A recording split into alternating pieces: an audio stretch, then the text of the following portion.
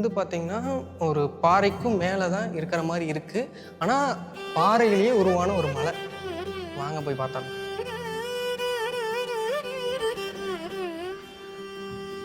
படிக்கட்டு ஏறுறதுக்கு முன்னாடியே வந்து பார்த்தீங்கன்னா, முருகனுடைய ராஜகோபுரம் தெரியுது.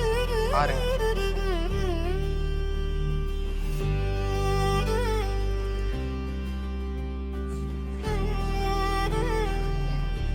என்ட்ரன்ஸ்லயே வந்து பார்த்தீங்கன்னா, குறிஞ்சி இருக்கு. அந்த குறிஞ்சிக்கு பக்கத்துல அந்த இதுல வந்து பார்த்தீங்கன்னா, விநாயகர் இருக்கிற மாரி முதல்ல வந்து விநாயகர் இருக்கிற மாரியும், இடது பக்கம் வந்து சக்தியோட வேலும், முன்னாடி வந்து பார்த்தீங்கன்னா, வள்ளி தெய்வானையோட முருகன் வந்து அருள் பாலிக்கிறார் அப்படிங்கிற மாரி ஒரு சிலை வந்து அதில் வடிவமைச்சு வச்சிருக்காங்க பாருங்க.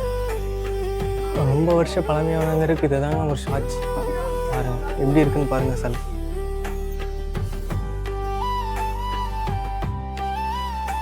ஆனால் மயிலும் சர்ப்பமும் இருக்கிற மாதிரி அந்த திருக்கொடி கும்பத்துக்கு முன்னாடி இருக்கிற ஒரு இதில் வந்து சிலையை வந்து அவ்வளோ அழகாக வந்து செதுக்கியிருக்காங்க பாருங்கள். முன்னாடி விநாயகர் இருக்கார். வாங்க முருகனுடைய ஒரு தீவிர ஒரு பக்தனான ஒரு வாகனம், அதாவது வந்து மயில் வாகனம் பாருங்கள் எப்படி இருக்குன்னு பாருங்கள். ஆனால் அந்த மயிலில் வந்து சர்ப்பத்தை வந்து அதனுடைய இதில் இருக்கிற மாதிரியும் அதுக்கு கீழேயும் ஒரு சர்ப்பம் இருக்கிற மாதிரியும் வந்து அவ்வளோ அழகாக வந்து சிலை வடிவமைச்சிருக்காங்க. இது வந்து பார்த்திங்கன்னா முன்னாடி குன்றுல வந்து இருக்குங்க. அதாவது வந்து என்ட்ரன்ஸுக்கு முன்னாடி மயில் வாகனம் இருக்கும் இல்லையா, அதாவது வந்து ராஜகோபுரத்துக்கு கீழே வந்து பார்த்திங்கன்னா அருள்மிகு முத்துக்குமாரசுவாமி வட்டமலை திருக்கோயில் வந்து எழுதியிருக்காங்க. வாங்க உள்ள வந்து போய் பார்த்துடலாம் எப்படி இருக்கு.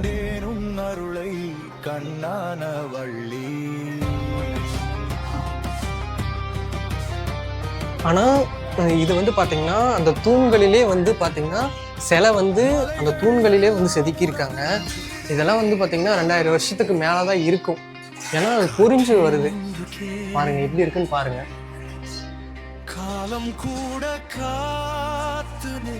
ஆனா அவ்வளோ அழகா இருக்குது பாருங்க எப்படி.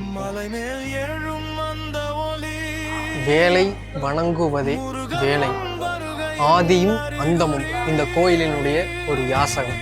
வாங்க எப்படி இருக்குன்னு போய் பார்த்தாங்க. ஆனா இந்த கோயிலை வந்து பாத்தீங்கன்னா ஒரு பழனிக்கு ஒரு நிகரான ஒரு ஸ்தலம். அதாவது வந்து நீங்க பழனிக்கு போறீங்கன்னா இந்த பழனியில போய் என்னென்ன பாக்குறீங்களோ அது எல்லாமே இங்க இருக்கு பாருங்க. ஆனா முன்னாடியே வந்து பாத்தீங்கன்னா திருக்கொடி கம்பம் இருக்கு. திருக்கொடி கம்பத்துக்கு முன்னாடி முருகனுடைய வேல் வச்சு முருகனுடைய வேலுக்கு பக்கத்துல விநாயகர் இருக்கிற மாதிரி வந்து பக்தர்கள்லாம் வந்து பூக்கள் போட்டு வழிபட்டு இருக்காங்க. அதுக்கு பக்கத்துலயே வந்து பாத்தீங்கன்னா திருக்கொடி கம்பத்துக்கு நடுவுல ஒரு பலிபீடம் இருக்கு பாருங்க இப்படி இருக்கு. ஆனா அந்த திருக்கொடி கம்பத்துக்கு மேல அதாவது வந்து முருகன் இருக்கிற மாதிரியும் முருகனுக்கு பக்கத்துல மயில் இருக்கிற மாதிரி வந்து சிலை வந்து வடிவமைச்சிருக்கு. அந்த திருக்கொடி கம்பத்துக்கு முன்னாடி மயில் வாகனமும் அதாவது வந்து சர்ப்பமும் வந்து இருக்கிற மாதிரி சிலை வந்து அவ்வளோ அழகா வந்து செதுக்கியிருக்காங்க பாருங்க. பழனிக்கு நிகரான ஒரு ஸ்தலம். வாங்க, அதாவது வந்து பழனிக்கு நிகரான ஒரு ஸ்தலங்கிறதுக்கு ஒரு அடையாளம் இருக்கு. வாங்க எப்படி இருக்குன்னு போய் பார்த்தரலாம். இந்த தூண்களிலே வந்து சிலை வந்து வடிவமைச்சிருக்காங்க. ஆனால் ஒவ்வொரு சிலையும் வந்து அவ்வளோ ஒரு இதாக வந்து வடிவமைச்சிருக்காங்க பாருங்கள். இங்கே இருக்கிற அத்தனை தூண்களிலுமே வந்து சிலை வந்து வடிவமைச்சிருக்காங்க பாருங்கள். அதாவது இந்த கோயிலினுடைய திருப்பணிக்கு யார் யார் இது பண்ணாங்களோ அவருடைய சிலையும் வந்து வடிவமைச்சிருக்காங்க.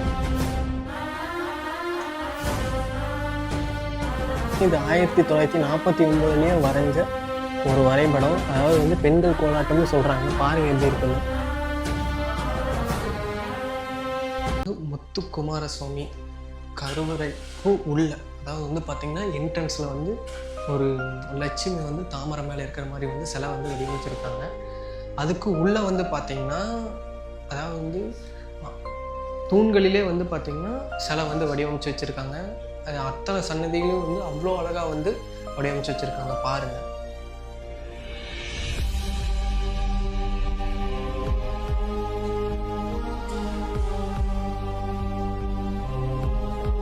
ஆனால் அந்த கருவறைக்கு போகிறதுக்கு முன்னாடி, ஆனால் இது வந்து பார்த்திங்கன்னா அந்த ஒரு கல்லுலேயே வந்து பார்த்திங்கன்னா இந்த வந்து சிலை வந்து அவ்வளோ ஒரு அழகாக வந்து செதுக்கியிருக்காங்க பாருங்கள். சுற்றியுமே வந்து பார்த்திங்கன்னா சிலை இருக்குங்க. பழனியில் என்ன இருக்கோ சுற்றியும் வந்து எப்படி சிலை இருக்கோ அதே மாதிரி வந்து சிலை வந்து இருக்குது பாருங்கள். அந்த அந்த தூண்களிலே வந்து சிலை வந்து வடிவமைச்சிருக்காங்க பாருங்கள். அந்த ஒவ்வொரு கல்லுலேயும் சிலை வந்து வடிவமைச்சிருக்காங்க. இவர் தான் வந்து பார்த்திங்கன்னா வீரபாகு, முருகனுக்கு ஒரு வீரபாகுன்னு வந்து சொல்கிறாங்க இல்லையா, அது இவர் தாங்க. அதாவது கருவறைக்கு இடது பக்கம் இருக்கு. இங்க வந்து பாத்தீங்கன்னா சுத்தியும் ராகு, கேது, சனீஸ்வரன், அதாவது நவகிரகங்கள் வந்து எப்படி இருக்குமோ அதே மாதிரி இவ்வளோ ஒரு உன்னிப்பா வந்து சிலை வந்து வடிவமைச்சிருக்காங்க. ஆனா இங்க வந்து பாத்தீங்கன்னா ஒரு ரொம்ப வருஷம் ஒரு பழமையான ஒரு கோயில்னு சொல்றாங்க இல்லையா, இந்த விஷயத்தை நீங்க வந்து முக்கியமா வந்து பார்க்கணும், கவனிக்கணும். வாங்க எப்படி இருக்குன்னு இப்போ பார்க்கலாம். இதில் வந்து பார்த்திங்கன்னா எப்படி இருக்குன்னு பாருங்கள். ஆனால் இந்த மாதிரி நாங்கள் பார்த்ததே இல்லை. எத்தனையோ ஒரு கோயிலுக்கு போயிருக்கோம், இந்த மாதிரி வந்து சிலை வந்து நாங்கள் பார்த்ததே இல்லை. அதாவது வந்து கருவறைக்கு இடது பக்கம் வந்து பார்த்திங்கன்னா அவ்வளோ அழகாக வந்து ஒரு நுண்ணிப்பான ஒரு சிலை வந்து எப்படி செதுக்கியிருக்கான்னு பாருங்கள். இதெல்லாம் ரொம்ப வருஷம் பழமையாக இருக்குங்க. கிட்டத்தட்ட 2000 வருஷம் பழமையாகவும் இருக்கும். பாருங்கள் எப்படி இருக்குன்னு பாருங்கள். இது வந்து பார்த்திங்கன்னா அந்த கோயிலுக்கு பின்னாடி, அதாவது வந்து வலது பக்கம் வந்து பார்த்திங்கன்னா துர்க்கை அம்மன்னு சொல்கிறாங்க இல்லையா, அவங்களோட சிலை தாங்க இது. பாருங்கள் எவ்வளோ அழகாக வந்து ஒரு உன்னிப்பான ஒரு சிலை வந்து செதுக்கியிருக்காங்கன்னு பாருங்கள். ஆனால் இதெல்லாம் வந்து ரொம்ப வருஷம் பழமையான ஒரு சிலை தாங்க. எப்படி இருக்குன்னு பாருங்கள்.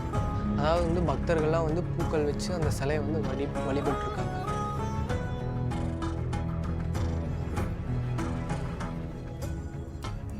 ஆனால் இந்த தூண்கள்லாம் வந்து பார்த்திங்கன்னா பழனிக்கு நிகரான ஒரு தூண்கள் மாதிரியே இருக்குது. என்னென்னா பாருங்கள், அங்கே வந்து பார்த்திங்கன்னா இதே மாதிரி தான் இருக்கும்.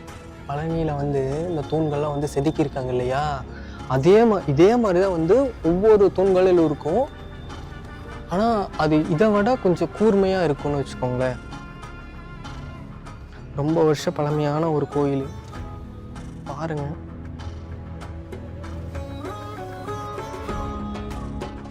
ஆனால் இந்த கோயிலுக்கு பின்னாடி, அதாவது வந்து இந்த கோவிலினுடைய வளர்ச்சி தான் இந்த ஊருடைய வளர்ச்சி, புரிஞ்சுதுங்களா? அதாவது வந்து இந்த கோயில் எவ்வளோக்கு எவ்வளோ வந்து வளர்ச்சியாக இருக்கோ அதே மாதிரி ஊரும் வந்து வளரும் அப்படின்னு வந்து சொல்கிறாங்க. அதனால தான் வட்டமலை முருகன் அப்படின்னு வந்து சொல்கிறாங்க. வாங்க போய் இடது பக்கம் போய் பார்த்துடலாம் வாங்க. உற்சவர் சிலைக்கு உள்ளேருந்து போனால் வலது பக்கம் வந்து பார்த்திங்கன்னா அதாவது வந்து குரு பகவானை வந்து வச்சுருக்காங்க. தெற்கு பார்த்த மாதிரி இருக்குது பாருங்கள். அவ்வளோ ஒரு நுண்ணிப்பாக வந்து அந்த சிலை வந்து செதுக்கியிருக்காங்க. எப்படி இருக்குன்னு பாருங்கள். அவ்வளோ ஒரு அழகாக இருக்காரு பாருங்க அந்த சிலை எவ்வளோ அழகாக இருக்குன்னு பாருங்கள். இதுதாங்க கோபுரம், கோயிலினுடைய கோபுரம் பாருங்கள். சுற்றியும் வந்து பார்த்திங்கன்னா ஒரு பாறைக்கு மேலே ரொம்ப பழமையான ஒரு கோயில்.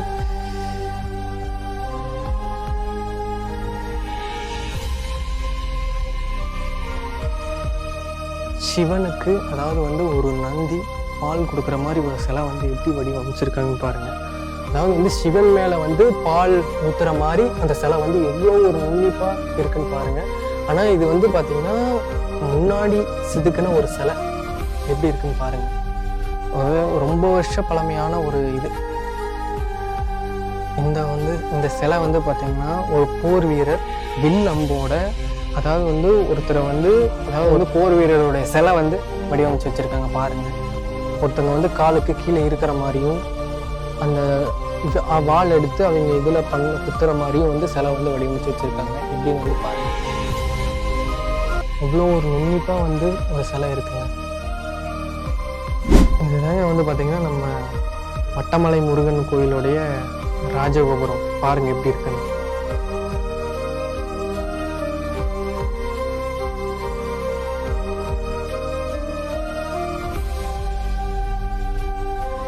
அதாவது வந்து பார்த்திங்கன்னா சாமி கும்பிட்டு வெளியில் வந்தோன்னா இடது பக்கம் இருந்து இறங்கி போனோன்னா ஒரு மணி ஒன்று இருக்குது. வாங்க எப்படி இருக்குன்னு பார்த்தரலாம். ஆனால் அந்த மணியிலுமே வந்து பார்த்திங்கன்னா ரொம்ப வருஷ பழமையான ஒரு மணின்னு வந்து சொல்கிறாங்க. இந்த மணிலையும் வந்து பார்த்திங்கன்னா வட்டமலை முத்துக்குமார சுவாமி அப்படின்னு வந்து 1949 வைக்கப்பட்ட ஒரு மணி. பாருங்கள், ரொம்ப வருஷ பழமையான ஒரு மணிங்க.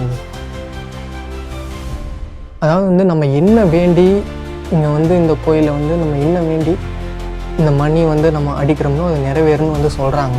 பாருங்கள்.